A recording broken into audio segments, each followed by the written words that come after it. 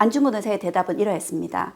나는 한 번도 헐버트를 만난 적이 없습니다. 하지만 한국인이라면 단 하루도 그의 이름을 잊어서는 안 됩니다. 라고요.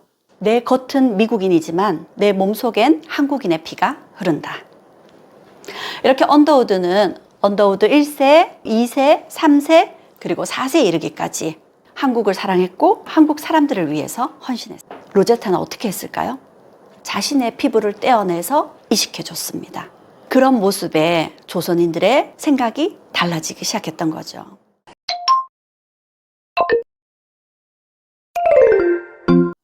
오늘 강연 제목은 한국인이라면 단 하루도 잊어선 안 될 이름 호머 헐버트입니다. 헐버트란 이름 들어보셨는가요? 네, 우리가 잘 알지 못하는 이름입니다. 그런데 그를 두고 한국인이라면 단 하루도 잊어선 안 될 이름이라고 이야기했습니다. 누가 이런 말을 했을까요? 바로 안중근 의사입니다. 안중근 의사는 우리가 다 알다시피 1909년 10월 26일 이토 히로부미를 암살했습니다. 그리고 그는 리순 감옥에 체포되어서 일본 형사에게 취조를 당했습니다. 일본 형사는 안중근이 헐버트란 인물과 연관성이 있을까 싶어서 그에게 이렇게 물었습니다. 헐버트를 아는가? 안중근 의사의 대답은 이러했습니다. 나는 한 번도 헐버트를 만난 적이 없습니다. 하지만 한국인이라면 단 하루도 그의 이름을 잊어서는 안 됩니다. 라고요. 도대체 헐버트라는 분이 어떤 분이었길래 안중근 의사는 이렇게까지 말씀하신 걸까요? 지금부터 저와 함께 헐버트라는 분의 삶을 한번 따라가 보도록 하겠습니다. 헐버트는 미국 명문가 출신의 선교사였습니다. 그는 1863년 미국의 버몬트주에서 태어났습니다.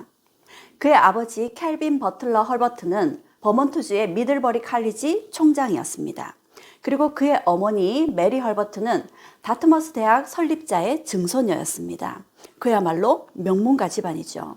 그럼 그는 뉴햄프셔주의 다트머스 대학에 재학 중이다가 곧 신약대학으로 옮겨가게 됩니다. 그리고 신약대학 재학 중에 우리나라로 오게 되죠. 1886년이었고 그의 나이 23살 때였습니다. 그가 조선으로 온 까닭은 선교사로서 조선에 선교를 하기 위해서였고 그 당시 조선에서는 유경공원이라는 학교에 영어 교사가 필요했습니다. 이 유경공원은 우리나라 최초의 근대식 공립학교입니다. 근대식 공립학교라 그러면 지금 우리가 학교에서 배우는 대로 영어, 수학, 과학 이런 것들을 가르치는 학교였죠. 이 학교에 영어 선생님으로 오게 된 겁니다. 이 학교 출신으로 굉장히 우리가 잘 알고 있는 인물도 있습니다. 바로 이완용이 이 학교 출신입니다. 아주 촉망받는 뛰어난 영재라는 소리를 들었습니다. 그런데 그가 변절한 모습을 보고 나중에 헐버트가 크게 개탄을 했다고 하죠.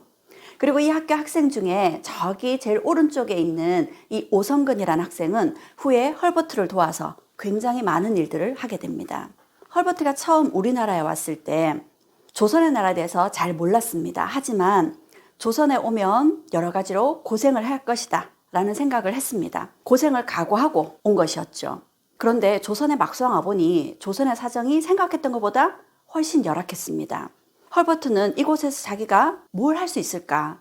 결국엔 아무것도 하지 못하고 다시 미국으로 돌아가야 되는 것이 아닌가? 그렇게 걱정을 했답니다. 그리고 헐버트는 선교사는 자신이 가기로 한 나라의 지리, 역사, 문헌 등에 대해서 특별히 공부하고 전문가가 되어야 된다. 이런 생각으로 적극적으로 조선을 알아가기 시작했습니다. 그리고 그는 조선의 한글학자가 되었습니다. 헐버트가 조선에 온 지 나흘 만에 조선에 대한 생각이 바뀌었습니다. 왜냐하면 나흘 만에 한글을 깨쳤기 때문입니다. 나흘 만에 한글을 깨치다니 헐버트가 너무 똑똑한 게 아닌가? 이렇게 생각을 하실 텐데요. 한글이 그만큼 쉬운 문자이기 때문입니다. 훈민정음을 두고 세종 때의 정인지가 이렇게 이야기를 했습니다. 똑똑한 자라면 아침나절이면 익힐 수 있는 글자이고 어리숙한 자라도 열흘이면 능히 익힐 수 있는 글자가 훈민정음이다 라고요. 이렇게 나흘 만에 한글을 깨쳤던 헐버트는 이렇게 훌륭한 문자를 만들 수 있는 민족이라면 충분히 가능성이 있다. 그때부터 조선의 애정을 가지고 조선을 위해 열정을 불태우기 시작합니다. 유경공원에서 학생들을 가르쳤는데 조선을 위해서 할 수 있는 일 중에서 무엇보다 중요한 일이 학생들을 잘 가르치는 일이었겠죠. 당시 조선의 학생들은 너무 우물안 개구리였습니다. 조선 바깥에 얼마나 넓은 세상이 있고 얼마나 많은 나라가 있는지 알려주고 싶었죠. 그래서 헐버트는 세계의 역사를 그리고 세계 지리를 가르쳐주고 싶었습니다. 그런데 그 당시 조선에는 세계 지리책이 없었어요. 그래서 헐버트는 자신이 가지고 온 세계 지리책을 이렇게 우리말로 번역해냈습니다. 이제 막 한글 공부를 한 사람이 이렇게 번역을 해낸 거죠. 3년 만에 세계 지리책을 펴냈습니다. 이 세계 지리책에 보면 지도가 함께 나와 있죠. 세계 각국을 소개를 하는데 날씨라든지 이런 것을 조선과 비교해서 서술하고 있고요. 이 나라가 수출을 얼마나 하는지 그런 것들은 우리나라 화폐인 원으로 환산해서 소개를 하고 있습니다. 그러니 조선 학생들의 눈높이에 맞춘 책이었던 거죠. 그런데 헐버트는 그 당시에 한글 실력이 그리 뛰어나지 않았습니다. 부족한 한글 실력으로 이렇게 세계 지리책을 번역을 하면서 앞에 서문에 이런 글을 실었습니다. 조선 언문이 중국 글자에 비하여 크게 요긴하건만은 사람들이 그 요긴한 줄도 모르고 오히려 업신여기니 어찌 안타깝지 아니하리요. 이러므로 한 외국인이 조선말과 언문법에 익숙지 못한 것에 대한 부끄러움을 잊어버리고 특별히 언문으로서 천하 각국 지도와 목견한 풍기를 대강 기록한다. 이렇게 적고 있습니다. 자신이 부족한 언문 실력으로 이렇게 글을 쓴다고 하면서 조선인들이 한글을 업신여기는 것을 안타까워하고 있습니다. 헐버트가 한글에 대한 공부를 하면서 놀란 것이 3가지가 있다고 합니다. 이렇게 과학적인 문자가 있다니 하고 놀랬고요. 이렇게 문자가 쉽다니 하고 놀랬습니다. 그리고 마지막으로 이렇게 뛰어난 문자를 사람들이 업신여긴다는 점에서 또 한 번 놀랬다고 합니다. 그렇게 헐버트는 세계 지리책을 펴내었고 그 세계 지리책은 사민필지라는 이름이 붙여졌습니다. 무슨 뜻일까요? 선비부터 일반 백성에 이르기까지 모두가 알아야 되는 내용이다 라는 뜻입니다. 그만큼 학생들뿐만 아니라 조선 사람들 모두가 이렇게 세계가 얼마나 넓은지 얼마나 많은 나라들이 있는지에 대한 식견을 넓혀야 된다는 생각을 가지고 있었던 거죠. 그런데 이 사민필지라는 책을 보니까 글자도 조금 다르지만 좀 답답하게 느껴지시죠? 왜 그럴까요?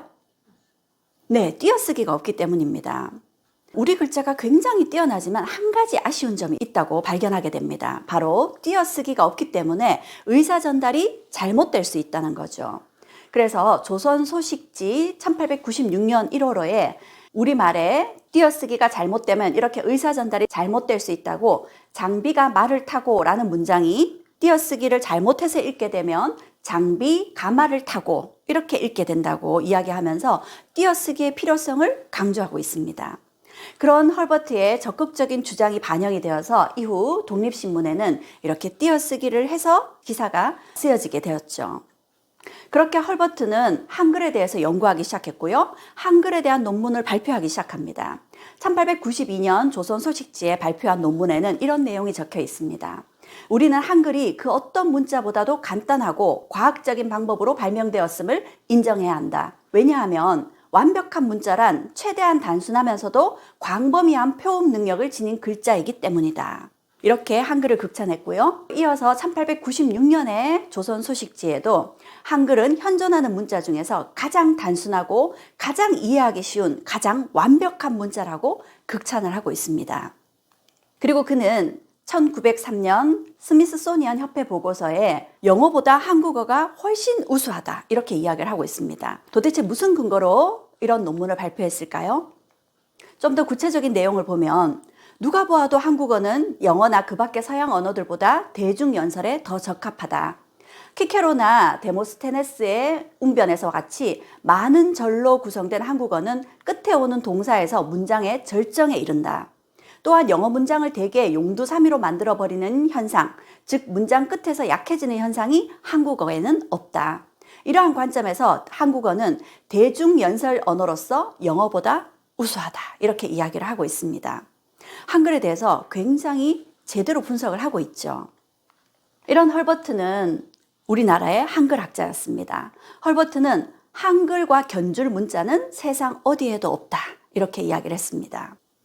우리에게는 한글학자로 이름난 분이 계시죠. 헐버트보다 우리에게 더 알려진 분이 주시경 선생입니다. 우리에게 한글이란 이름을 만들어주신 분이죠. 이 주시경 선생님은 헐버트의 제자였습니다. 배제학당 당시 헐버트의 제자였고, 헐버트가 봤을 때 주시경 선생은 언어의 천재적인 능력을 가지고 있고 누구보다 한글에 열정적인 의지를 가지고 있다고 생각했고 그와 한글 연구를 함께 했습니다. 헐버트와 함께 한글 연구에 평생을 매진하던 주시경 선생님은 이렇게 책 보따리를 들고 전국으로 돌아다니면서 한글을 익히게 하고 한글의 대중화, 한글 맞춤법 이런 것들을 연구했습니다. 주시경 선생님은 이렇게 이야기를 했죠. 말이 오르면 나라도 오르고 말이 내리면 나라도 내리나니라. 이렇게 이야기를 했습니다. 두 분 덕택에 우리가 이렇게 한글을 요긴하게 쓰고 있는 게 아닐까 싶습니다. 헐버트는 한편으로 이렇게 개탄을 했습니다. 조선이 한글 창제 직후부터 한자를 던지고 한글을 받아들였다면 조선에게는 무한한 축복이었을 텐데 하고요. 이번에는 독립운동가 헐버트의 이야기를 나눠보겠습니다. 1895년에 을미사변이 일어났습니다. 경복궁에서 명성황후가 자객들에게 시해당했습니다. 같은 경복궁 안에 고종이 있었지만 왕비의 죽음을 막지 못했습니다. 뿐만 아니라 왕비의 죽음 이후 장례식도 제대로 치를 수가 없었습니다. 그 말은 고종 역시도 언제 암살될지 모르는 위협에 시달리고 있었던 거죠. 경복궁은 완전히 일본군들이 에워싸고 있었습니다. 고종은 식사도 제대로 할 수 없고 잠도 제대로 잘 수 없었습니다. 식사에 독을 태웠을지도 모르고요. 자다가 언제 암살을 당할지도 모릅니다. 그런 고종의 편에서 직접 식사를 만들어서 고종의 식사를 갖다 주고 고종의 방문 앞에서 돌아가면서 불침번을 섰던 이들이 서양인 선교사들이었습니다. 그리고 헐버트 역시도 자진해서 고종의 방문 앞에 불침번을 섰습니다. 그리고 헐버트는 명성황후 시해 사건이 있고 난 이후 조선의 조약 상대국들이 이 사건에 대해서 침묵을 지키는 것은 서양 문명의 한계이자 슬픈 역사다라고 한탄했습니다. 이런 헐버트를 보면서 고종은 굉장히 의지가 되었을 겁니다. 그리고 헐버트만큼 믿을 만한 사람이 없었죠. 그래서 고종은 헐버트에게 아주 중요한 부탁을 했습니다. 1905년 우리가 을사늑약이 체결되기 직전이었습니다. 일본은 고종을 압박해왔고 고종은 마지막으로 미국에게 기대를 걸었습니다.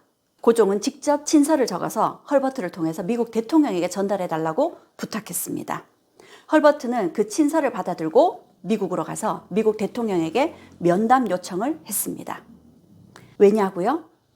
1882년에 우리는 미국과 수호 통상 조약을 체결했습니다. 우리나라가 최초의 근대식 조약을 체결한 대상이 일본이었습니다. 그리고 놀랍게도 두 번째 근대 조약을 체결한 나라가 미국이었어요. 그 당시 조선은 미국을 잘 몰랐습니다. 그런데 왜 미국이란 나라와 두 번째로 조약을 체결한 걸까요? 듣기에 미국은 굉장히 큰 나라고 약소국을 도와주는 나라라고 소문이 나 있었습니다. 그래서 미국과 친해두면 도움을 받을 일이 있을 것이다 해서 미국과 조약을 체결했고 그래서 이 조약 내용에는 거중조정조항이라는 게 들어 있습니다. 우리나라가 다른 나라에 의해서 침입을 받거나 불이익을 당할 경우 미국이 우리를 도와서 중재해 주기로 약속한 조항이 들어 있었던 거죠. 그래서 그 조항에 기대를 걸고 고종은 헐버트를 미국에 파견했던 겁니다. 그런데 헐버트의 면담 요청을 미국의 대통령이었던 루즈벨트는 응해주지 않았습니다. 왜 그랬을까요? 루즈벨트는 조선보다는 친일본 인사였습니다.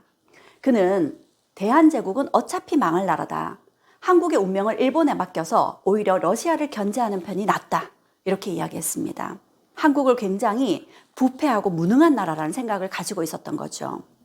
그래서 루즈벨트는 헐버트를 만나주지 않았습니다. 그리고 루즈벨트가 헐버트를 만나주지 않은 데는 또 다른 이유가 있었습니다. 그 며칠 전 미국은 일본과 가스라테푸트 밀약을 체결해둔 상태였습니다. 이 가스라테푸트 밀약은 미국이 필리핀을 식민지로 만드는 것을 일본이 눈 감아주고 일본이 조선을 식민지로 만드는 것을 미국이 눈 감아주기로 약속한 것이었습니다.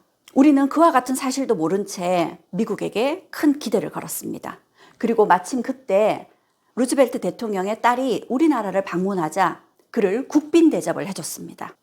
그래서 그녀를 홍릉으로 데리고 갔고 홍릉에서 연회를 베풀어 주었습니다. 홍릉이 명성황후의 무덤이 있는 곳입니다. 명성황후 시해 사건을 알리고자 그런 의도에서 그녀를 그곳에 데리고 갔는데 그녀는 이렇게 무례하게도 홍릉의 석양 위에 올라타는 이런 망측한 모습을 보였습니다. 결국 루즈벨트는 시간을 끌고 헐버트를 만나주지 않았고 우리는 을사늑약을 체결해야 했습니다. 지금으로부터 117년 전 11월 17일 바로 오늘이 을사늑약이 체결되었던 날입니다. 헐버트는 이렇게 미국을 비판했습니다. 1905년 대한제국에 대한 일본의 침략을 막지 못했으며 일본이 대한제국을 공격하려 할 때 대한제국의 황제가 조미수호 통상조약에 의거하여 루즈벨트 대통령에게 도움을 요청했지만 루즈벨트가 거부했다. 뿐만 아니라 우리가 을사늑약을 체결하고 외교권을 빼앗기자 제일 먼저 대사관을 철수한 나라가 미국이었습니다. 그런 미국을 두고 헐버트는 이렇게 비판했죠. 미국은 한국이 어려움에 닥쳤을 때 제일 먼저 한국을 저버렸다. 그것도 가장 모욕적인 방법으로 인사말도 없이. 그리고 헐버트는 조선이 일본의 식민지가 된 데에는 미국 대통령의 책임이 크다. 이렇게 정면으로 반박했었습니다. 그렇게 우리는 1905년 을사늑약이 체결되었고 외교권을 빼앗겼습니다. 부당하게 외교권을 빼앗긴 것을 세계 만방에 알리고자 고종은 헤이그의 특사를 파견합니다. 헤이그에 파견되었던 특사 모두 알고 계시죠? 이준, 이상설, 이휘종입니다. 이 세 사람은 각각 다른 곳에서 출발했습니다. 이준 열사는 서울에서 출발했고요. 블라디보스토크로 가서 이상설 선생과 합류합니다. 그리고 그 사람은 시베리아 횡단 열차를 타고 상트페테르부르크에서 이휘종과 합류했습니다. 이휘종은 그 당시에 영어, 불어, 러시아어에 능통한 인물이었죠. 그렇게 세 사람은 무사히 헤이그까지 도착할 수 있었습니다. 그런데 이 당시 이들이 일본의 눈을 피해서 무사히 헤이그까지 도착한 것은 정말 기적과 같은 일이었습니다. 이들이 헤이그까지 도착할 수 있었던 것은 일본의 시선을 끌었던 제4의 특사가 있었기 때문에 가능한 일이었습니다. 당시 일본은 헐버트를 주목했습니다. 미국인 헐버트는 시종 우리의 대한 정책을 방해하는 행동을 한 자입니다. 그가 헤이그에서 만국평화회의를 이용하여 이란 관계를 방해하고 한국을 위해서 무언가 할 것이라는 소문이 있습니다. 하고 헐버트만 예의주시하고 헐버트만 감시했던 겁니다. 그 덕택에 이준, 이상설, 이휘종 이 세 분의 특사가 무사히 헤이그까지 갈 수 있었던 거죠. 그런데 헤이그에 도착했던 세 분의 특사는 만국평화회의장에 들어갈 수 없었습니다. 처음 우리가 만국평화회의에 초대를 받았지만 평화회의가 1906년에 열릴 것이 1907년으로 연기되면서 러시아는 정책을 친일로 바꾸게 됩니다. 그래서 막상 만국평화회의장에 도착했을 때에는 참여국 명단에 우리나라가 없었습니다. 그래서 우리는 만국평화회의장에 들어갈 수 없었죠. 그래서 회의장 바깥에서 세 분의 특사들은 일제의 침탈을 고변하는 탄원서를 각국에 전달을 했습니다. 그리고 평화회의의 의장에게 면담을 요청했고요. 이 평화회의에서 조선의 문제를 거론해달라고 부탁을 했습니다. 그런데 그 모든 것이 받아들여지지 않았습니다. 그렇게 고종의 특명을 받은 헤이그 특사, 이들의 활동이 실패로 끝나는가 했습니다. 그런데 실패만은 아니었습니다. 제4의 특사가 있었죠. 실제로 헐버트는 제4의 특사였습니다. 여기 이것은 고종이 헐버트를 특사로 임명한다라는 위임장입니다. 그리고 헐버트는 세 분의 특사와는 다른 길로 더 늦게 네덜란드에 도착을 했습니다. 왜냐하면 그는 가는 길에 러시아, 독일, 스위스, 프랑스 등등 조선과 수교 관계에 있던 9개의 나라에 고종의 친서를 전달하고 오고 있었던 거죠. 그뿐만 아니라 헐버트는 영국의 유명한 언론인이었던 윌리엄 스테드를 만나서 그에게 조선의 사정을 사전에 전달을 합니다. 조선의 사정을 전달받은 윌리엄 스테드는 그 당시 헤이그에 있던 헤이그 특사들로부터 탄원서를 받아서 그 전문을 만국평화회의보에 실었습니다. 뿐만 아니라 이휘종과 인터뷰를 하고 그 기사를 역시 실어주었죠. 이휘종은 인터뷰에서 이렇게 이야기를 했습니다.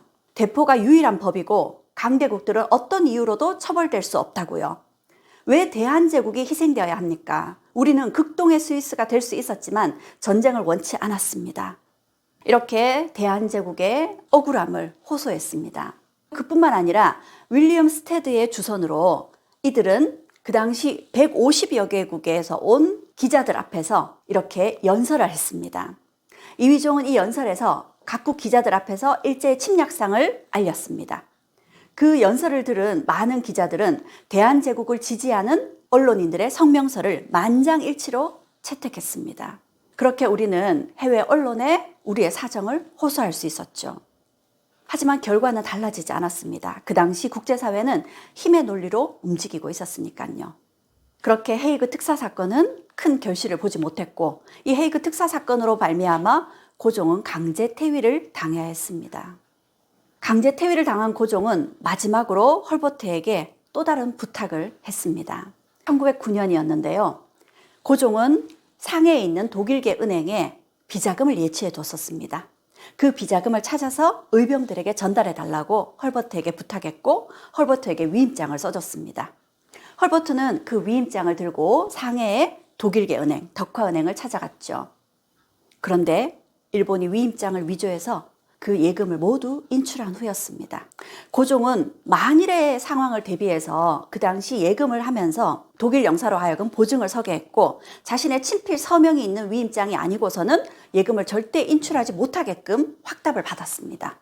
그런데도 불구하고 이렇게 고종이 예치해둔 예금은 모두 사라져버렸습니다. 헐버트는 고종이 했던 조선의 운명이 걸린 그 세 가지 부탁을 모두 자신의 목숨을 걸고 했지만 좋은 성과를 거두질 못했습니다. 그게 헐버트에게는 아마 큰 마음의 짐이 되었을 것 같습니다. 헐버트는 우리에게 문화재의 지킴이이기도 했습니다. 여기에 있는 이 석탑은 고려 후기에 만들어진 경천사지 10층 석탑입니다. 고려 시대에 만들어졌던 경천사라는 절은 사라져버렸고 이렇게 탑만 덩그러니 남겨져 있었습니다. 그런데 이 탑이 우리나라에 있는 대부분의 화강암으로 만들어진 탑과는 달리 대리석으로 만들어진 탑이고 10층 석탑 구석구석에 화려한 조각들이 새겨져 있습니다. 이 탑은 무게만 해도 10톤이 넘고 높이가 13.5m입니다. 그런데 이 탑을 보고 1907년 우리나라를 방문했던 일본의 대신 다나카라는 사람이 이걸 훔쳐갑니다. 모두 140조각을 내어서 이걸 트럭에 싣고 기차에 싣고 배에 실어서 일본으로 가져가 버렸습니다. 뒤늦게 그 소식을 듣고 헐버트가 현장을 쫓아가 봤습니다. 그 이야기를 믿을 수 없었던 나는 당장 개성 풍덕으로 내려가 석탑이 원래 서 있던 자리를 살폈다. 주위에는 탑을 끌어간 수레의 바퀴 자국이 남아 있었다고 합니다. 이러한 일본의 야만적인 문화재 약탈 행위를 고발하기 시작했습니다. 우리나라 사람들이 일본에 항의했지만 일본은 들은 채 만채였습니다. 그래서 헐버트와 그 당시 영국인 베델이라는 인물이 적극적으로 이 경천사 10층 석탑을 되찾는데 힘을 기울여줬습니다. 베델이 만든 신문이었던 대한매일신보에서는 이 약탈 사건이 미국 등 해외에서도 큰 파문을 일으키고 있다고 기사를 실었고요. 다나카는 우리 국민을 만만히 봤다. 조선 인민은 그 만행과 모욕에 결연히 한가할 것이다. 라는 기사를 실었습니다. 이렇게 기사를 실어도 일본은 꿈쩍도 하지 않았습니다. 그러자 헐버트는 일본의 영자 신문인 재팬 크로니클에 한국에서의 일본의 만행이라는 제목으로 기사를 실었습니다. 탑을 훔쳐간 자가 누구이냐 하고 연속 기사를 실었죠. 이렇게 이들이 활발하게 기사를 싣게 되면서 일본이 주춤하기 시작합니다. 그리고 헐버트는 헤이그에 갔을 때도 일본의 이런 만행을 그곳의 기사에 실었습니다. 그렇게 이 사건들이 알려지기 시작했고 드디어 미국의 워싱턴 포스트지에도 이러한 내용의 기사가 실렸습니다. 워싱턴 포스트지에는 임진왜란 때 두 탑에 눈독을 들인 자가 가토 기요마사였다. 이 두 탑이라는 건 경천사 10층 석탑과 원각사지 10층 석탑입니다. 두 탑이 쌍둥이처럼 닮아 있거든요. 그런데 400년 뒤 다나카는 서울의 원각사 탑은 서울에 있었기 때문에 차마 가져가지 못하고 개성에 있던 경천사 탑만 강탈해 갔다 하고 미국 신문에 기사가 실렸습니다. 결국 일본은 난처해지기 시작했죠. 일본 내 여론도 좋지 않았습니다. 그래서 결국 다나카는 11년 만에 경천사 10층 석탑을 다시 내어주었습니다. 이렇게 경천사 10층 석탑은 두 번이나 동해바다를 건너야 했습니다. 해체되어서 동해바다를 건너는 동안 그 훼손이 심각해질 수밖에 없었겠죠. 그런데 그 당시에는 우리가 이 탑을 보수할 만한 실력이 없었습니다. 그래서 돌려받은 경천사 10층 석탑을 그냥 방치하다시피 할 수밖에 없었죠. 그러다가 1960년대에 경천사 10층 석탑을 보수해서 이렇게 경복궁 안에 세워뒀습니다. 멋있는 모습이죠. 그런데 한 가지 문제가 있었습니다. 이 경천사 10층 석탑은 대리석으로 만들어져 있습니다. 이 대리석은 산성비에 굉장히 취약하다고 합니다. 그리고 경복궁 안에는 새들이 많죠. 이 새들이 탑에 몹쓸 짓을 합니다. 그래서 경천사 10층 석탑을 야외에 두는 것이 바람직하지 못하다라는 결론에 이르렀고, 그래서 경천사 10층 석탑을 10년에 걸쳐서 심혈을 기울여서 새로이 보수 복원을 했습니다. 그리고 지난 2005년에 국립중앙박물관이 용산에 개관할 때 이렇게 실내로 옮겼습니다. 실내로 옮긴 경천사 10층 석탑, 좀 답답해 보일 수는 있지만요. 실내로 옮겨오게 되면서 경천사 10층 석탑의 구석구석에 화려한 조각들을 1층에서도 2층에서도 3층에서도 구석구석 볼 수 있게 되었습니다. 그중 기단부에 있는 이 조각들은 우리가 잘 알고 있는 손오공과 삼장법사의 이야기입니다. 서유기 이야기죠. 서유기는 중국의 원나라 말기에 쓰여진 책입니다. 그런데 그보다 이 조각이 먼저입니다. 그래서 우리는 서유기에 대한 세계에서 가장 오래된 기록을 가지고 있는 셈이죠. 이렇게 헐버트는 우리 문화유산을 지켜준 문화유산 지킴이였습니다. 그리고 헐버트 그는 우리 역사학자이기도 했습니다. 헐버트는 그의 제자 오성근과 함께 대한역사라는 역사책을 편찬했습니다. 원래 상권과 하권으로 편찬을 하려고 계획을 했었고 상권이 먼저 편찬되었습니다. 1908년이었죠. 그런데 일본의 검열에 걸렸고 결국 1909년에 금지가 되었습니다. 금서로 지정이 되었습니다.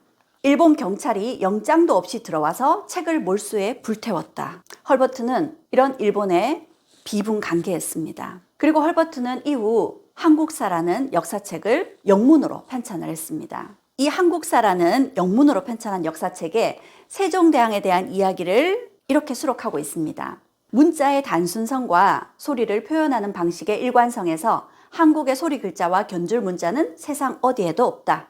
세종은 어려움을 마다치 않고 한자를 변형하는 방식이 아닌 전혀 새로운 문자인 소리 글자를 창제하여 한자로 인한 백성의 고충을 덜어준 첫 번째 인물이다 라고요.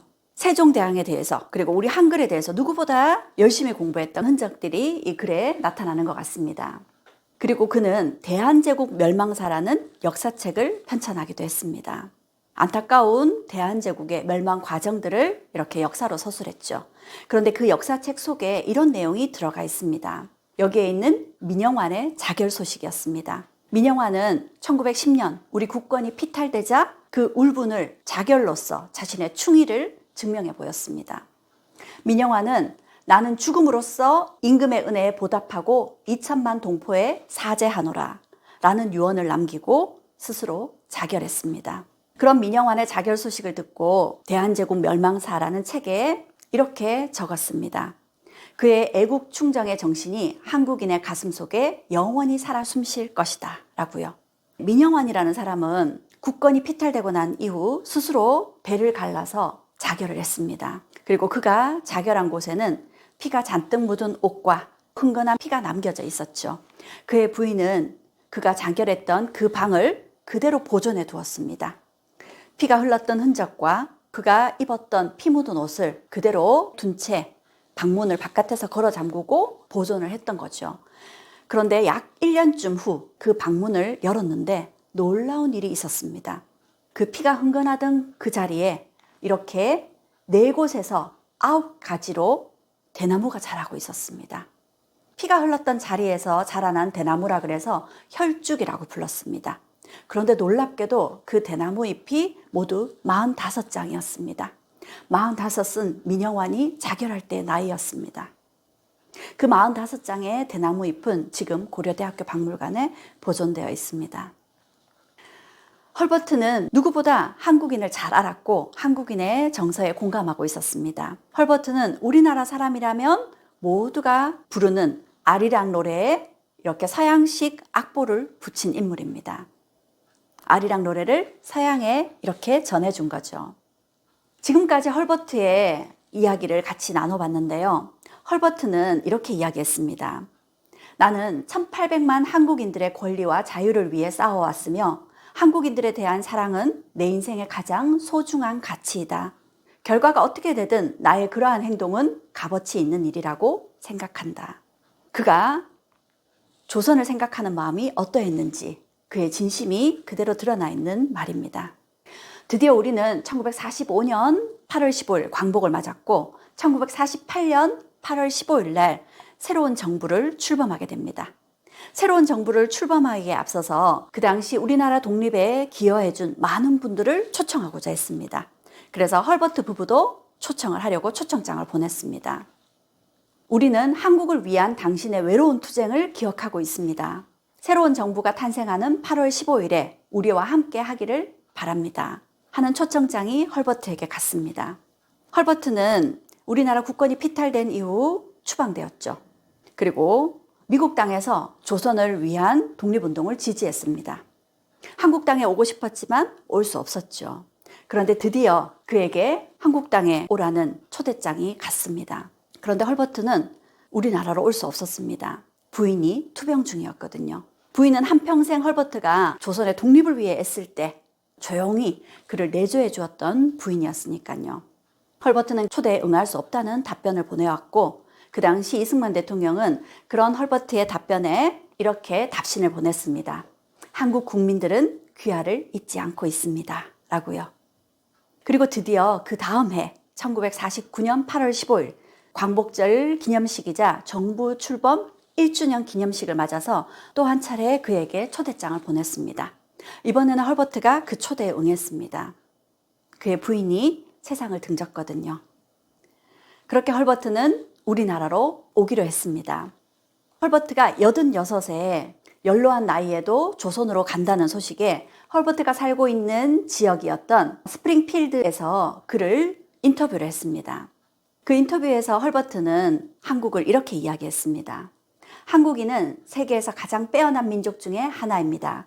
한국인은 가장 완벽한 문자인 한글을 발명했고 임진왜란 때 거북선으로 일본군을 격파해 세계 해군사를 빛냈으며 철저한 기록 문화를 지니고 있습니다. 3.1운동이 보여준 한민족의 충성심과 비폭력 만세 항쟁은 세계사에서 가장 아름다운 애국심의 본보기입니다. 그런 누구보다 뛰어났던 한글학자이고 우리 역사학자였기에 한국인에 대해서 누구보다 이렇게 간단하게 명료하게 이야기할 수 있었던 거죠. 드디어 그가 한국행 배에 몸을 싣게 되었습니다.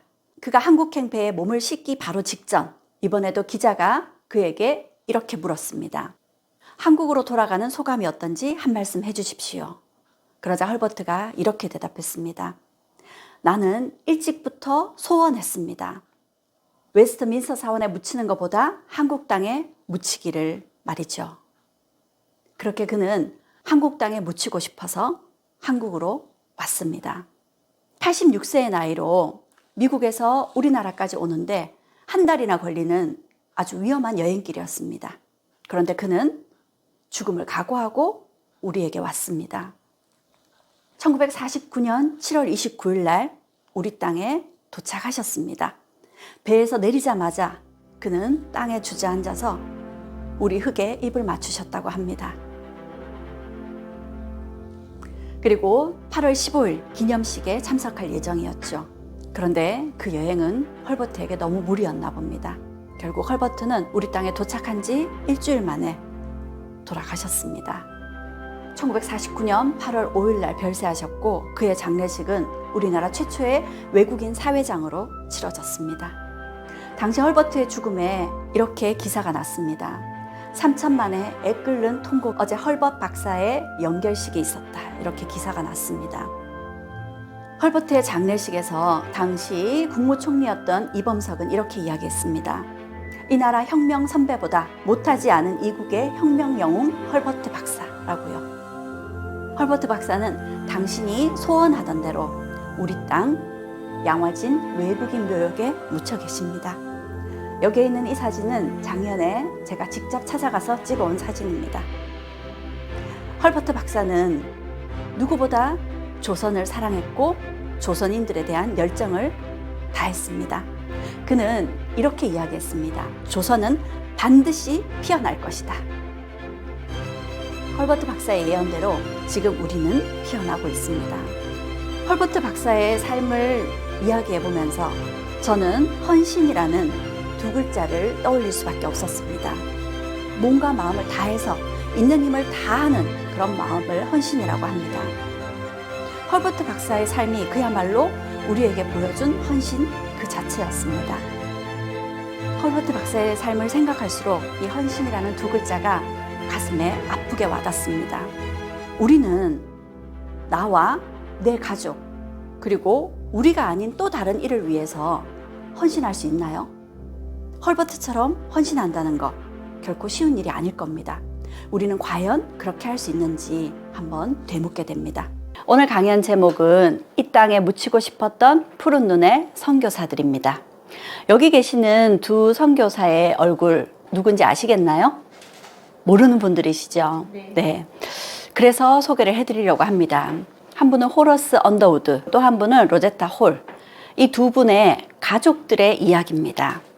무려 100년에 걸친 이야기를 오늘 들려드리도록 하겠습니다. 여기는 서울의 한강이 내려다 보이는 곳에 마련된 선교사들을 위한 무덤입니다. 양화진 외국인 묘역입니다. 여기에 아주 특이하게 생긴 비석이 있습니다. 이 비석에는 이런 묘비명이 적혀 있습니다. 만약 제게 1000개의 생명이 있다면 그 모두를 한국을 위해 바치겠습니다. 루비 캔드릭의 묘비명입니다. 루비 캔드릭은 우리나라에 24살에 선교사로 왔습니다. 그리고 우리 땅에 도착한 지 8개월 만에 숨을 거뒀어요. 그러면서 이런 말을 남겼습니다. 이 땅에 온 선교사들은 왜 이 땅에 묻히고 싶어 했을까요? 오늘 그 이야기를 나눠보도록 하겠습니다. 여기는 양화진 외국인 선교사 묘원에 언더우드 가족의 무덤이 있는 곳입니다. 호러스 그랜트 언더우드, 한국 이름으로 원두우입니다. 고종 임금이 지어준 이름이에요. 언더우드를 빨리 발음하면 원두우가 됩니다. 언더우드는 원래는 중국이나 인도로 선교를 가려고 했습니다. 그런데 조선이 개항을 했다는 소식이 들렸는데 아무도 조선 땅에 선교사로 가려고 하지 않는다고 하죠. 그래서 조선으로 가기로 결정했습니다. 그런데 그때 언더우드의 약혼녀가 이를 별로 탐탁치 않아 했습니다. 하지만 언더우드는 조선 사람들이 뭘 먹고 사는지, 그곳에 병원은 있는지 나는 알지 못합니다. 내가 아는 건 오직 그곳에 주님을 모르는 1000만 명의 민중이 살고 있다는 것 뿐입니다. 그래서 많은 사람들의 만류에도 불구하고 특히 약혼녀와는 파혼까지 하면서 조선행을 강행했습니다. 사실 그가 조선으로 일찍 오고 싶었지만 갑신정변 때문에 늦춰졌습니다. 그래서 그는 일본에 체류하면서 조선어를 익히고 1885년에서야 아펜젤러와 함께 인천항에 도착했습니다. 그가 조선 땅에 올 때 여행 가방 외에 함께 가져온 것이 타작입니다. 그리고 사진기 한 대. 그렇게 조선 땅을 밟았습니다. 그는 의술을 전공을 했기 때문에 선교사이기도 했지만 제중원에서 일을 했습니다. 이 제중원은 알렌이 고종의 건의에서 만들어진 근대식 병원이죠. 처음에는 광해원이란 이름으로 병원이 세워졌었는데 대중들을 구제한다라는 고종이 지어준 이름으로 제중원으로 곧 이름을 바꿨습니다. 이곳에서 일을 하는 한편 언더우드는 자신의 집에 고아들을 모아서 그들을 키우고 가르치는 일을 시작했습니다. 그런데 고아라고 하지만 나이가 8살이 넘은 남자아이들만 모아서 키우고 가르쳤던 거죠. 그래서 언더우드 학당이라고 불렀습니다. 처음에는 4-5명 되는 아이들부터 시작해서 점점 아이들이 늘어갔고 40명이 넘는 아이들을 가르치고 키웠던 거죠. 그런 언더우드의 활동을 보면서 우리나라에서는 이렇게 칭찬을 했습니다. 기국의 의사 알련, 헤란, 원더구. 이 알련은 알렌, 그리고 헤란은 헤론 선교사, 그리고 원더구는 원더우드죠. 이 3인이 아국 정부와 백성을 위하여 부모 없는 아이와 가사 없는 아이를 구제하려 하고 한문과 국문과 공예를 가르쳐 나라에 두루 쓰이게 하신다 하오니 이는 세계에 으뜸가는 선정이라 하면서 나라에서도 구제하지 못하는 아이들을 데려다가 키워주는 언더우드의 활동을 이렇게 칭찬을 하고 있습니다. 그런데 하루는 아주 어린 4살 남짓한 아이가 아버지가 귀양 가고 어머니마저 돌아가시자 그 아이를 맡아달라고 언더우드에게 데려왔습니다. 그런데 언더우드는 너무 어린 아이라 받아줄 수가 없었죠. 그렇지만 그 아이를 돌려보내고 난 이후 계속 마음에 걸렸습니다. 그래서 그 아이를 찾아가 봤더니 이런 모습이었습니다. 아이가 배가 고파 울부짖으며 벽지를 뜯어 삼키고 있었다. 언더우드는 주변의 만류에도 이 아이를 데려가 간호했다. 이 아이의 이름은 변갑이었다. 주위 사람들은 만류했습니다. 아이가 거의 굶어 죽어가고 있었거든요. 그 아이를 데려갔다가 아이가 잘못되기라도 한다면 선교사이기 때문에 굉장히 난처해질 수 있습니다. 하지만 언더우드는 이 아이를 데려다가 극진히 간호했고 아이를 살려내는 것은 물론이고 그 아이를 계속 가르치고 나중에는 유학까지 보내게 됩니다. 그 아이가 바로 김규식 선생입니다. 이 김규식 선생은 1919년 파리 강화회의에 파견되어서 우리나라에 독립청원서를 제출했던 인물이죠. 그뿐만이 아닙니다. 언더우드가 돌아가시기 전 유언장을 작성했는데요. 그 유언장에는 대부분 재산 상속과 관련된 부분이 적혀 있습니다. 그런데 언더우드의 유언장에 가족들 이름보다 먼저 제일 앞에 나타나는 이름이 바로 김규식입니다. 이렇듯 언더우드는 어린 아이들을 데려다가 키우고 가르치는데 열정을 다했습니다. 이런 언더우드 학당이라고 불리던 이 학교는 이후 예수의 학당이라 불리기도 하고 민노아 학당이라고 불리기도 하고 구제 학당이라 불리기도 했습니다.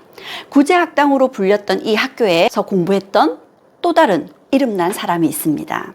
여기 이 사람인데요. 배우고 싶은 사람은 우리 학교에 오시오. 먹고 자고 공부할 수 있어. 이 소리에 구제학당을 찾아갔던 이 사람, 바로 안창호 선생입니다. 이 구제학당은 이후 1905년 경신학교로 이름을 바꾸게 됩니다. 당시 언더우드는 우리나라에 대해서 이런 생각을 가지고 있었습니다. 조선 사람들이 더 나은 교육을 받았더라면 국가적인 고난과 치욕을 잘 막아낼 수 있었을 겁니다. 그래서 무엇보다 우리에게 필요한 것이 교육과 교육을 통한 인재 양성이라고 생각했던 거죠. 그런데 이런 교육과 인재 양성을 하기 위해서는 학교가 필요합니다. 특히 고등교육을 가르칠 수 있는 학교가 필요하죠. 그래서 그 학교를 세우기 위한 기금을 마련하기 위해서 선교본부에 계속 지속적인 편지를 보냅니다. 무려 1000통이 넘는 편지를 보냈다고 하죠. 그리고 자신의 안식년마다 미국을 찾아가서 미국 전역을 다니면서 기금을 모았습니다. 뿐만 아니라 국내에도 교육이 필요하다는 설파를 하고 다녔죠. YMCA에서 강연을 하면서 이렇게 이야기를 합니다. 내가 신뢰하는 곳 한국이 독립국이라는 것을 늘 유의하고 결코 한시도 망각하지 않기를 바랍니다. 그렇게 그는 우리나라의 교육을 강조했고 그가 헐버트와 대화를 나누면서 이런 이야기를 했다고 합니다. 나는 꼭 이 땅에 대학을 세우겠다. 그리고 드디어 자신의 꿈을 이루었습니다. 경신학교에 대학부 설립 인가를 받은 거죠. 조선 기독교 대학을 창립했습니다. 그리고 본격적인 대학을 설립하기 위한 준비에 들어갔죠. 1917년 연희전문학교로 정식 대학 인가를 받았습니다. 그런데 이때는 언더우드가 눈을 감고 난 이후였습니다. 언더우드는 1916년에 57세로 눈을 감았습니다. 그는 우리나라의 교육뿐만 아니라 전국 각지에 교회를 세우느라 너무나 많은 일을 했고 그로 인한 피로감에 결국 병을 얻어서 미국으로 요양을 하러 갔지만 병을 치료하지 못한 채 57으로 눈을 감았습니다. 1916년이었죠. 그가 눈을 감기 전 부인에게 이렇게 이야기를 했다고 합니다. 그 정도는 나도 여행할 수 있어. 그러자 부인이 여보 어디로요? 한국으로요? 라고 묻자 그가 얼굴을 밝히며 고개를 끄덕였다고 합니다. 그는 눈을 감는 순간까지도 한국을 그리워했던 거죠. 하지만 그가 우리 땅에 누여진 것은 한참이 지난 후였습니다. 그의 시신을 한국 땅에 묻기 위해서 많은 사람들이 기금을 내어놓았고 충분한 기금이 모였지만 그 돈은 모두 교회를 설립하는 기금으로 내어놓았습니다. 언더우드 목사는 1999년에서야 이 땅에 묻힐 수 있었습니다. 이렇게 언더우드 이야기를 해봤는데요. 그 당시 조선에 왔었던 선교사들의 생활은 어떠했을까요? 이들이 선교 활동을 하기가 쉬웠을까요? 그렇지 않을 겁니다. 결코 녹록지 않았습니다. 당시 미국 공사 딘스모어가 우리나라 관리에게 보낸 공문입니다. 외국인들이 어린아이들을 잡아다가 삶아먹고 쪄먹는다 라는 유언비어가 넘쳐나고 있습니다. 무슨 조치든지 해주세요 하고 미국 공사가 항의를 했던 거죠. 그러니 이들이 의료활동, 선교활동 하는 것은 쉽지 않았죠. 특히나 여자 선교사, 여자 의사가 활동을 하는 것은 더 여의치 않았습니다. 언더우드보다 먼저 제중원에서 의료활동을 펼치고 있던 이가 릴리어스 호튼이었습니다. 릴리어스 호튼은 제중원의 여의사이기도 했었고 그 당시 명성황후의 주치이기도 했습니다. 하지만 서양인을 보는 왜곡된 시선 때문에 길거리를 마음대로 다닐 수가 없었습니다. 그래서 출퇴근을 할 때면 가마꾼을 불러다가 가마를 타고 출퇴근을 해야 됐었죠. 그런데 사람들이 가마꾼들에게도 매질을 하게 되면서 가마꾼들이 도망을 가버리는 겁니다. 그러면 집으로 돌아갈 길이 막막한 거죠. 그럴 때마다 릴리어스의 출퇴근길을 옆에서 지켜준 이가 언더우드였습니다. 그러면서 자연스럽게 두 사람 사이에는 사랑이 싹텄죠. 그런데 릴리어스가 무려 8살 연상입니다. 두 사람 사이에 사랑이 싹트고 두 사람 사이에 결혼의 분위기가 오가자 제중원의 의사 헤로는 이런 걱정을 했다고 합니다. 더는 좋은 의사를 구하기도 막막한데 언더우드 씨가 그녀를 깨어 데려가 버렸습니다. 그녀가 병원 일을 그만두게 될까봐 걱정입니다. 결국 두 사람은 결혼을 했습니다. 그리고 신혼여행을 떠나야 되죠. 이들의 신혼여행은 서북 지역이었습니다. 황해도 지역으로 2달 동안 약 1600km를 여행하면서 600여 명의 환자를 치료하고 33명에게 세례를 주었다고 합니다. 신혼여행길이 아니라 험난한 여정 그 자체였습니다. 하지만 릴리어스 여사는 조선의 구석구석, 조선 사람들을 하나하나 만나면서 조선의 진면목을 보게 되죠. 언더우드 부인이었던 릴리어스 여사가 쓴 조선견문록이라는 책의 일부입니다. 흔히 조선 사람은 게으르고 무디고 어리석고 느리고 열등한 민족이라고들 말한다. 그러나 이런 말들은 그들을 잘 모르는 여행자들이나 그들을 잘 알아보려는 생각 없이 겉모습만 본 사람들의 말이다. 이렇게 언더우드와 릴리어스 여사는 조선의 구석구석을 찾아다니면서 조선 사람들 한 사람 한 사람을 진심으로 만났던 거죠. 1895년 전염병이 번졌습니다. 당시 우리는 전염병이 번지면 치료는커녕 그냥 사람들을 격리하는 수준에 그쳤습니다. 그리고 격리당하지 않으려고 사람들이 병을 숨기기도 했었습니다. 그러다 보니까 그 피해가 엄청났던 거죠. 몇몇 사람들은 병원으로 가서 치료를 받지만 그 당시 전염병, 특히 콜레라였는데 치사율이 80%에서 90%에 다다랐습니다. 그런데 릴리어스가 치료하는 요양소에서는 173명의 환자가 입원을 했는데 61명이 죽고 나머지는 모두 치유되었다고 하죠. 이런 결과에 선교사를 바라보는 사람들의 시선이 달라지기 시작했습니다. 그리고 왕실에서도 이들에게 큰 칭찬을 해줬죠. 고종이 직접 언더우드에게 부채를 선물로 하사했다고 합니다. 언더우드의 활동은 교육뿐만이 아니었습니다. 언더우드는 선교를 하기 위해서는 우리나라 사람들이 쉽게 성경책을 읽을 수 있어야 된다고 생각을 했어요. 그런데 그 당시에는 한자로 된 성경책이 있었고요. 또 다른 선교사가 쓴 한글로 쓴 성경책이 있었지만 평안도 사투리가 너무 많이 들어있어서 일반인들이 보기 쉽지 않았다고 합니다. 그래서 성서를 번역하는 작업을 시작하게 되죠. 여기에 있는 이들이 함께 성서를 번역했고요. 이 성서 번역에는 지난 강의에서 이야기했었던 헐버트 선생도 큰 도움을 줬다고 합니다. 그렇게 1887년에 마가복음을 비롯한 많은 성경책들이 우리 국문으로 번역이 되었습니다. 뿐만 아니라 언더우드는 이런 번역 작업을 하면서 외국인 선교사들이 우리나라에 와서 쉽게 우리말을 익힐 수 있게끔 한영사전, 영한사전, 그리고 한국어 문법에 대한 책을 편찬하기도 했습니다. 이런 언더우드의 활동을 보면서 당시 조선어 학회에 소속돼 있던 한글학자 최연배 선생은 이렇게 이야기를 했습니다. 기독교 때문에 한글이 살았고 한글 때문에 기독교가 빨리 전파될 수 있었다. 1895년 을미사변이 일어납니다. 명성황후가 경복궁에서 일본에 의해 시해당했습니다. 그리고 경복궁은 일본이 완전히 포위당했고 고종 역시도 언제 죽임을 당할지 알 수 없는 상황이었습니다. 그러니 고종은 언제 독살될지 알 수 없으니 수라를 들 수가 없었습니다. 그런 고종에게 직접 집에서 음식을 싸와서 고종의 수라를 챙겨줬던 이 중에 한 사람이 언더우드였습니다. 그리고 일본의 소나기에서 벗어나야 되겠다 해서 그 당시 몇몇 조선 사람들이 고종을 경복궁에서 탈출시키는 작전을 계획했습니다. 그때 많은 조선인들이 언더우드를 비롯한 선교사들에게도 도움을 요청했죠. 그래서 언더우드가 이렇게 총까지 들고 고종을 경복궁에서 탈출시키는 작전에 함께 했었습니다. 이를 춘생문 사건이라고 하는데 안타깝게 이 사건은 실패로 끝났습니다.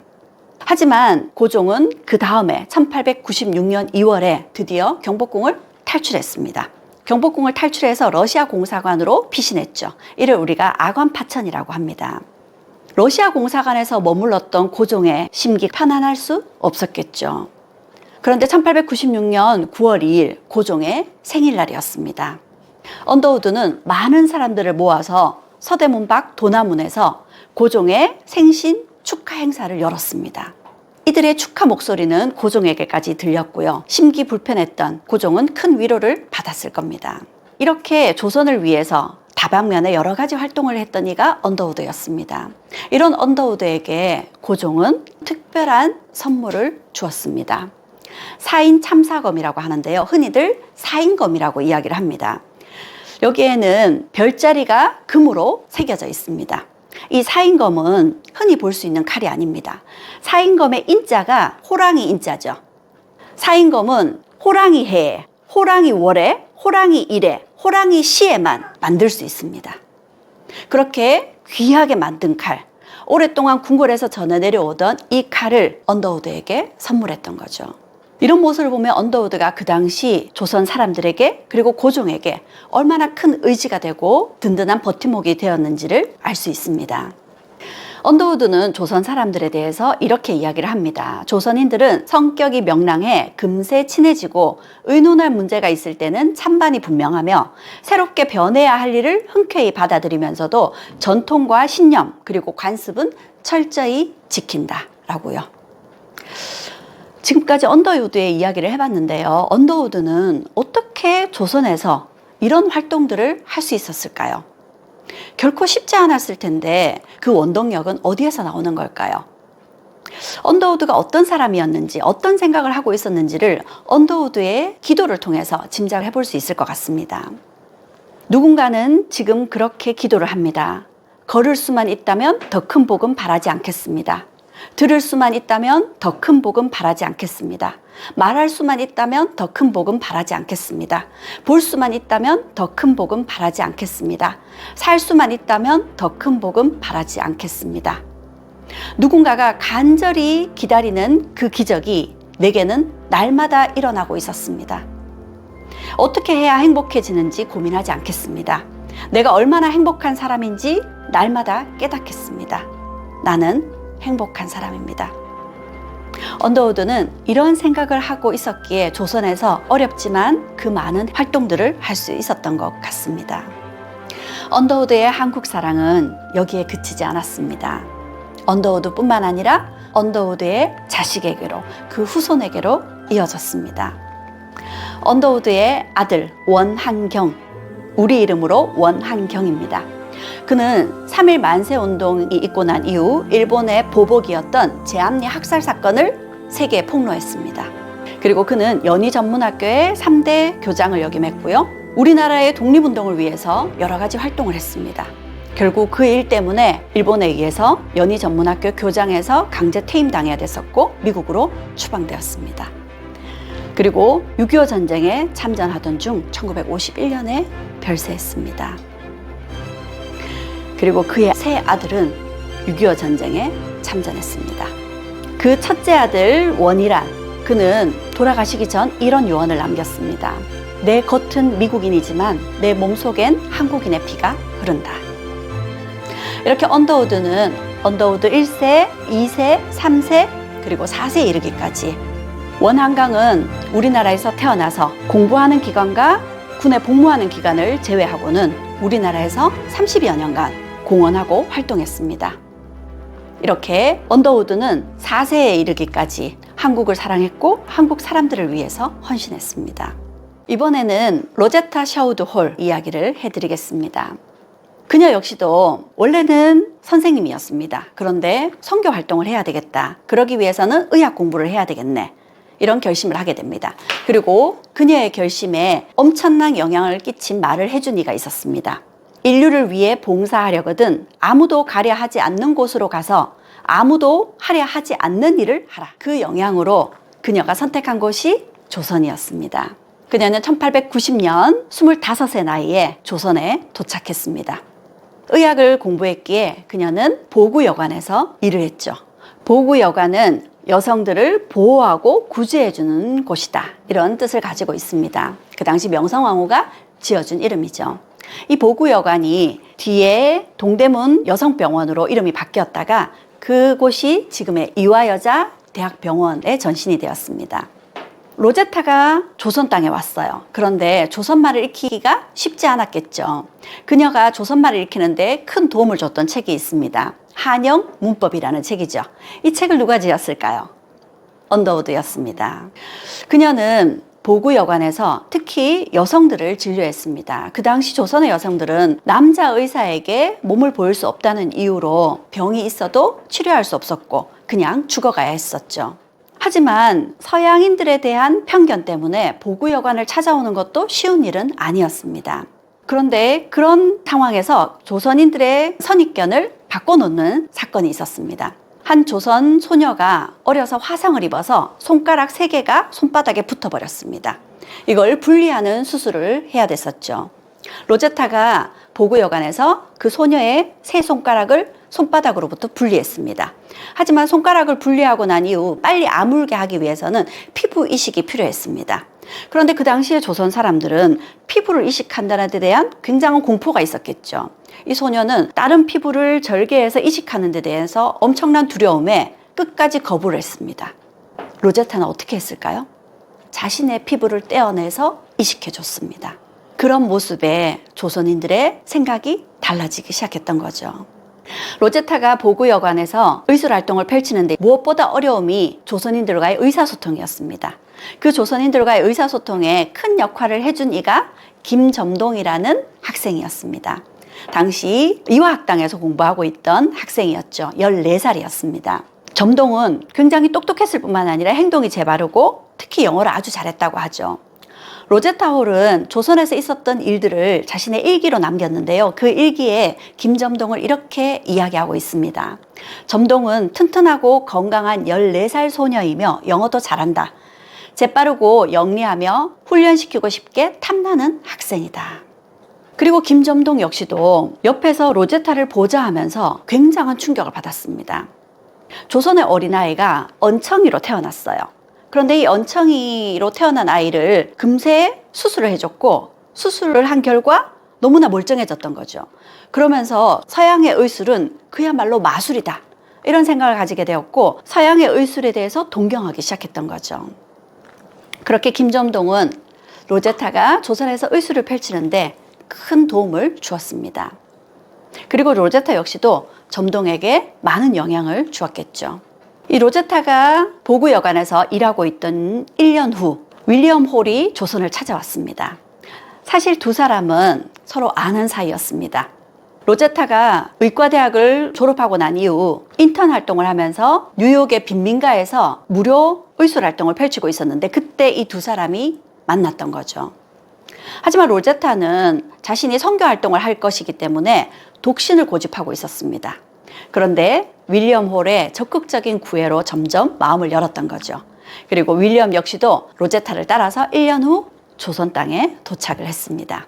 그리고 두 사람은 결혼을 했죠.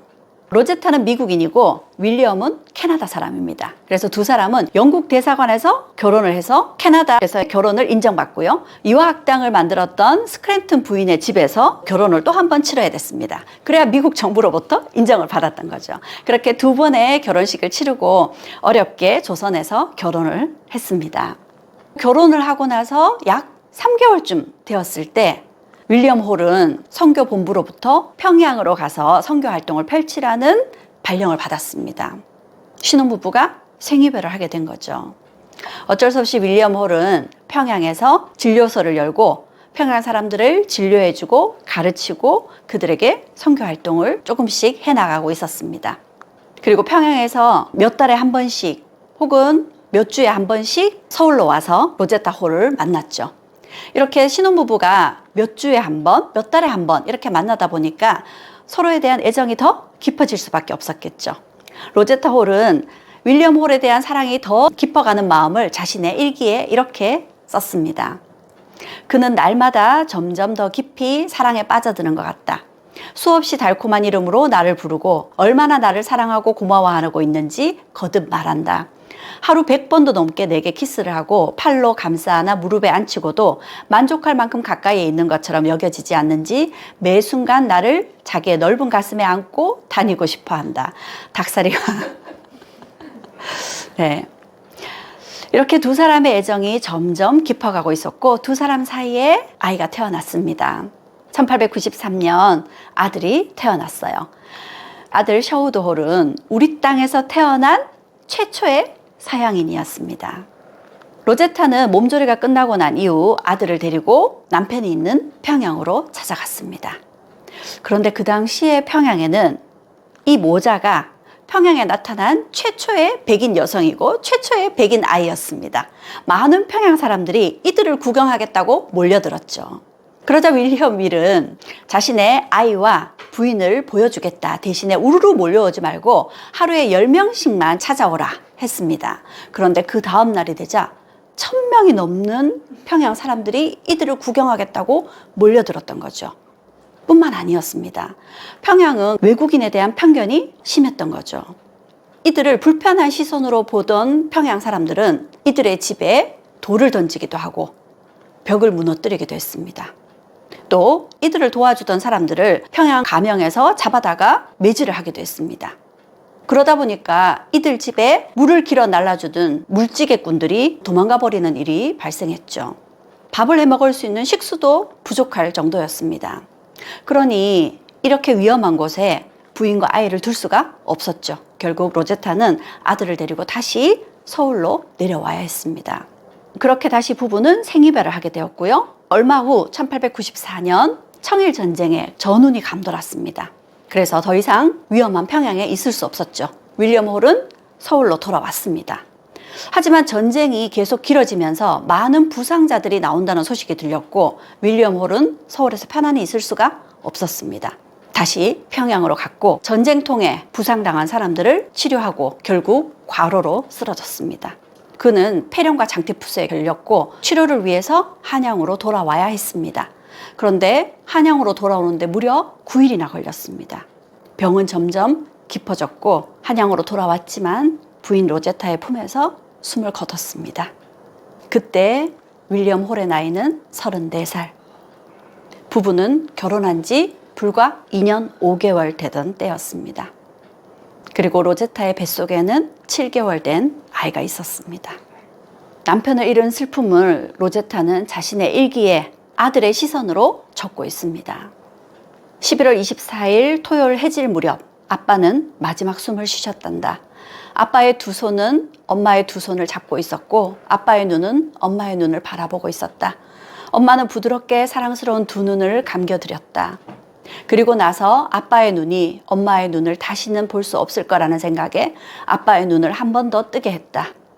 마지막으로 오랫동안 볼 수 있도록. 아빠의 눈은 여전히 밝고 맑아서 아빠의 사랑스러운 영혼이 그 몸을 떠난 것처럼 보이지 않았다.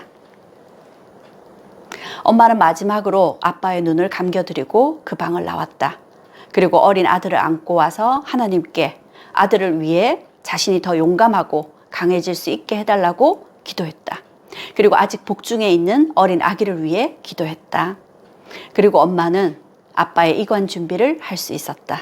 아빠의 결혼식 양복, 속옷, 커프스, 넥타이 등을 꺼내 입히며 하지만 그날 밤 엄마는 자정 12시에 잠에서 깼고 걷잡을 수 없는 외로움이 몰려와서 큰 소리로 흐느껴 울었다. 그렇게 로제타는 사랑하는 남편을 가슴에 묻고 남편의 시신을 한강이 내려다 보이는 양화진 묘역에 묻었습니다. 윌리엄 홀은 양화진 묘역에 묻힌 두 번째 외국인이었습니다. 로제타는 출산을 해야 됐고 남편이 없는 조선 땅에서 출산할 수는 없었죠. 그래서 미국으로 돌아갔습니다. 미국으로 돌아가면서 김점동을 데리고 갔어요. 김점동은 이후 세례를 받고 에스더라는 세례명을 받았습니다. 그 당시 조선에서는 여자가 14살이 넘었는데도 결혼하지 않으면 그게 큰 흠이 됐어요.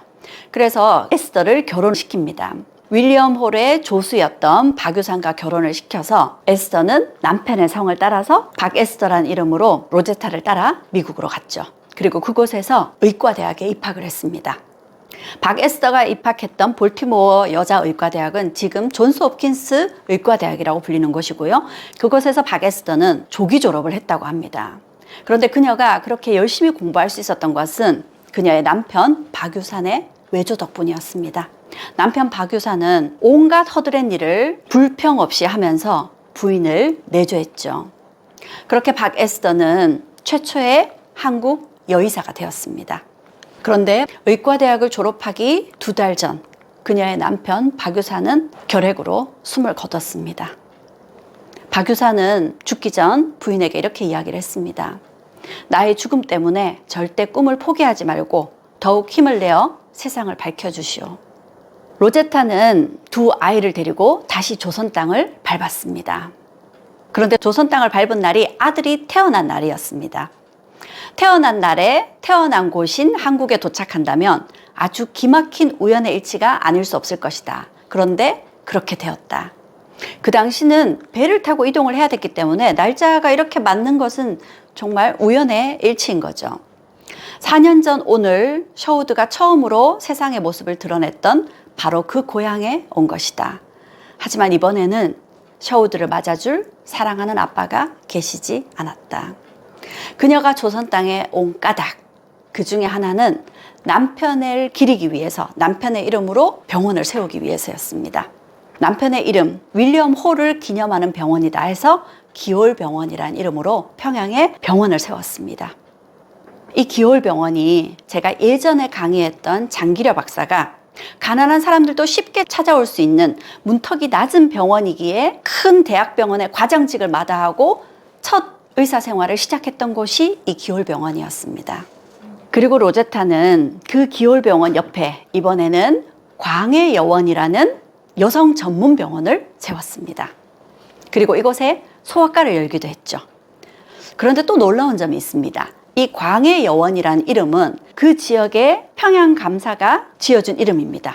근데 그 평양감사는 로제타 부부가 평양에 있을 때 이들을 도와주는 사람들을 잡아다가 매질하고 이들을 핍박했던 그 평양감사였습니다.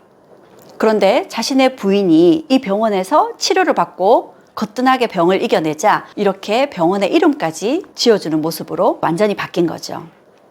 그렇게 평양에서 기홀병원 그리고 광해여원을 운영하고 있던 로제타에게 큰 힘이 되어준 이가 박에스더였습니다.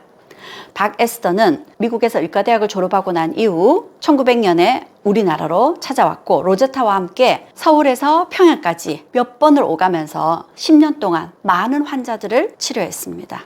그런데 박에스더가 우리 땅에 돌아온 지 10년 만에 역시 남편과 같은 결핵으로 숨을 거뒀습니다. 박에스더 역시 34세 젊은 나이였습니다. 남편을 대신해서 자매처럼 곁에서 의지가 되어줬고 누구보다 자신의 일을 함께 해줬던 박에스더를 잃은 로제타의 슬픔은 너무나 컸겠죠. 로제타는 이렇게 그녀의 죽음을 슬퍼했습니다. 사랑하는 에스더, 하루하루 그녀는 내게 헌신의 교훈을 준다. 나는 정말 그녀를 사랑한다. 로제타의 활약은 그뿐만이 아니었습니다. 로제타는 조선의 시각장애인들을 위해서 점자책을 만들고 그들을 교육시켰습니다. 오봉래는 조선의 헬런 켈러라고도 불립니다. 로제타가 그녀를 교육시켰고 그녀는 일본 유학까지 갔다 와서 평양의 맹아학교의 교사로 활약을 했었죠. 1910년에 평양 맹아학교 학생들의 모습입니다. 그리고 로제타는 직접 한글 점자 교재를 만들기도 했습니다. 그렇듯 그녀는 조선의 여인들을 각별하게 생각했고 그들을 위해 아낌없이 헌신했습니다. 로제타가 적은 글입니다. 조선의 여인들은 이름이 없다. 시집가기 전에는 이쁜이, 언년이 등으로 불리다가 시집을 가면 자기 고향 이름을 따라 광주댁, 천안댁이 되고 자식을 낳으면 누구 엄마로 살다가 죽는다. 이것이 조선 여인들의 삶이었죠. 그런데 로제타가 그런 조선 여인들의 삶을 바꿔놓았습니다. 그리고 로제타를 바라보는 시선이 점점 바뀌어 갔겠죠. 로제타 홀은 평양에서 평양의 오마니로 불렸습니다. 그리고 그녀는 보구여관을 이어서 동대문에 여성 전문 병원을 만들었고 그 병원은 지금의 이화여자 대학병원이 되었습니다. 그리고 그녀는 경성여자의학전문학교를 만들었고 이 학교는 이후 고려대학교 병원에 전신이 되었습니다. 그렇게 조선을 위해서 헌신했던 그녀가 조선 사람들을 위해서 헌신한 시간은 무려 43년이었습니다. 어느덧 60이 넘은 그녀 역시도 쉬어야 될 때가 되었고 그녀는 1933년 다시 미국으로 돌아갔습니다. 그리고 그녀는 한국전쟁 중이던 1951년 숨을 거두었죠. 그녀의 마지막 유언은 내 시신을 한국 땅에 묻어달라는 것이었습니다. 그렇게 그녀는 남편과 함께 우리 땅 양화진 묘역에 잠들어 있습니다. 그리고 그녀의 아들, 이 땅에 태어났던 최초의 서양인이었던 셔우드 홀. 사실 그는 사업가가 되는 꿈을 꿨습니다. 하지만 엄마처럼 따르던 박에스터가 결핵으로 죽었죠. 그런 모습을 보면서 조선 땅에서 결핵을 퇴치해야 되겠다는 생각을 했고요. 그래서 미국에서 의학을 전공했습니다. 그리고 같은 의사였던 메리언과 결혼을 하고 다시 조선 땅을 찾아왔죠. 1920년대였습니다. 당시 조선의 결핵 상황은 이러했습니다. 결핵은 다른 나라에서는 20명에 한 사람 꼴인데 한국에서는 5명 중에 1명 비율로 희생자가 난다. 병균이 침투하면 병을 피할 수 있는 희망이 거의 없다. 결핵은 불치병이며 악귀의 기분을 상하게 한 사람이 받는 벌이라고 생각한다. 따라서 요양원은 치료뿐만 아니라 계몽과 교육 목적에서도 꼭 필요하다. 당시 조선에서는 결핵 환자가 이렇게 많았고 결핵에 대한 이런 선입견, 편견이 있었기에 결핵을 치료하는 것뿐만 아니라 교육과 계몽이 함께 이루어져야 된다고 생각을 했던 거죠. 그래서 셔우드 홀은 해주 지역에 구세 요양원이라는 결핵 치료와 결핵에 대한 교육을 하는 요양원을 마련했습니다. 그런데 이렇게 병원을 운영하고 결핵에 대한 사람들의 생각을 바꿔놓는 활동을 하려면 많은 돈이 필요하겠죠. 그 기금을 마련하기 위해서 그는 이걸 만들었습니다. 뭔가요? 크리스마스 실. 네, 크리스마스 실이죠. 어릴 적에 다들 크리스마스 실을 샀던 기억들이 있죠. 이 크리스마스 실을 발행했던 이가 바로 셔우드 홀이었습니다. 1932년부터였죠. 처음 그가 크리스마스 실을 발행하면서 만들고자 했던 도안은 거북선이었습니다. 하지만 일본의 반대로 거북선 도안은 만들 수 없었고 우리 민족의 상징인 숭례문을 도안으로 해서 첫 크리스마스 실을 발행했죠. 그렇게 1932년부터 발행되던 크리스마스 실은 1940년까지 이어졌습니다. 그런데 태평양 전쟁이 발발하고 난 이후 셔우드 홀은 일본에 의해서 간첩으로 몰리게 되고 결국 우리 땅에서 쫓겨가야 했습니다. 하지만 셔우드 홀은 해방이 되고 난 이후 우리나라를 다시 찾아왔습니다. 그리고 이 땅에서 많은 일을 하기도 했었죠. 나중에 미국으로 돌아간 이후 셔우드 홀은 우리 정부로부터 2세대에 걸쳐서 우리나라에 한 큰 공로를 생각해서 국민훈장 모란장을 수여받게 됩니다. 국민훈장 모란장을 받았을 때 양화진 묘역에 부모님 묘역을 찾아간 모습입니다. 그리고 이 셔우드 홀 부부 역시도 1991년에 셔우드 홀이 죽고 난 이후 우리 땅에 양화진 묘역에 함께 잠들어 있습니다. 지금까지 이 땅에 묻히고 싶어 했던 푸른 눈의 선교사들 로제타 홀의 가족과 언더우드 가족의 이야기를 들려드렸습니다. 저는 이 두 사람의 삶을 쫓아가면서 떠오르는 얼굴이 있었습니다. 다들 아는 얼굴이죠. 이태석 신부님의 모습입니다. 2010년에 돌아가셨습니다. 사실 이분도 의대를 졸업한 분이셨죠. 의대를 졸업하고 평탄한 삶을 살 수 있었지만 신부의 길을 선택했습니다. 그리고 내전 중이던 수단을 찾아가서 그곳에서 의료 봉사를 하셨죠. 뿐만 아니라 내전에 지친 수단의 아이들을 위로하기 위해서 음악단을 만들었죠. 그렇게 수단의 사람들에게 새로운 희망을 던져준 이가 이태석 신부였습니다. 그리고 이태석 신부가 만들어줬던 그 희망은 수단 사람들에 의해서 지금까지도 불씨가 꺼지지 않고 이어지고 있고 많은 수단 사람들은 지금도 이태석 신부를 그리워하고 있습니다. 이 언더우드 가족과 로제타 홀 가족의 이야기를 살펴보면서 저는 참 부끄럽다는 생각을 했습니다. 우리는 뭐가 잘못되면 남 탓을 하고 조금 더 손해보지 않으려고 하고 조금 더 양보하려고 하지 않는 모습을 보일 때가 많습니다. 그런데 이 두 가족의 삶은 그렇지 않았죠. 이들은 성공하는 삶보다는 가치 있는 삶을 선택한 것 같습니다. 인생을 살다 보면 늘 꽃길만 있는 것도 아니고 늘 평탄한 넓은 길만 갈 수 있는 건 아니죠. 가파른 오르막을 올라가야 될 수도 있고요. 진흙탕에 빠지기도 합니다. 울퉁불퉁한 자갈길을 걸어가야 될 수도 있습니다.